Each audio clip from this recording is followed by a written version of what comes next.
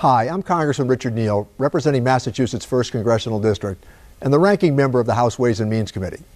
In the coming weeks, the House of Representatives will begin a conversation about reforming our nation's tax code, which hasn't been overhauled in more than 30 years. Both Democrats and Republicans agree that something must be done to simplify our tax system. Our current tax code is far too complex, riddled with unnecessary loopholes that allow some to avoid paying their fair share, and unfair to American businesses trying to compete in an increasingly globalized economy. While both Democrats and Republicans agree that tax reform is needed, we have very different views about what our tax system should look like. 2 weeks ago, Republican leaders and President Trump released a tax framework that they say is the starting point for their forthcoming tax reform proposal. While there are a few ideas that Democrats might be able to support, we believe that the Republican tax cut framework failed to live up to the test that President Trump himself set for his tax plan when he said it would be focused on the middle class. Democrats believe that the Republican tax plan is simply unfair and would further rig the tax code for the rich. Under the Republican plan, tax revenues from individuals would rise by over $2 trillion, while revenue from corporations would drop by over $6 trillion. This means more of the tax burden will be shifted from big corporations to working families. Asking the American people to foot the bill for trillions in tax cuts for big corporations is wrong. Democrats are looking for a tax plan that begins and ends with middle-class families. According to the Nonpartisan Tax Policy Center, 80% of the tax cuts in the Republican plan would go to the top 1%. Put another way, 99% of the taxpayers in this country would be left fighting over just 20% of the tax cuts. Even worse, economists at the Tax Policy Center warned in their report that nearly 30% of middle-class families would even see a tax increase. At a time when American families are working harder than ever, but haven't seen a pay raise in years, any tax plan that raises taxes on the middle-class family is a non-starter for Democrats. Finally, the Republican plan would not be good for our economy. Under their proposal, trillions of dollars would be added to the deficit just to give tax cuts to those at the very top.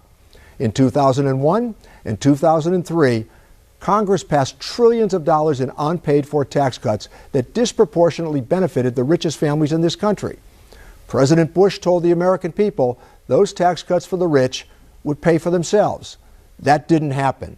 Our economy became saddled with trillions of dollars in debt that dragged down economic growth and job creation.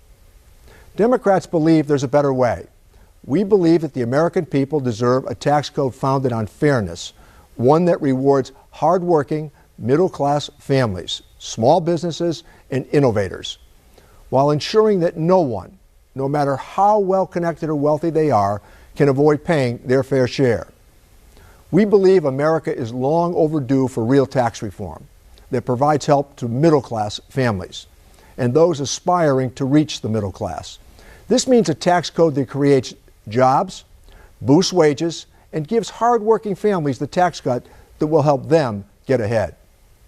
We should be helping families with day-to-day expenses like housing, grocery bills, and child care.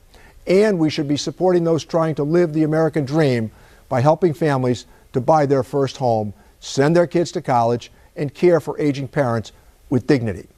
And, of course, we should be helping Americans save for a secure retirement.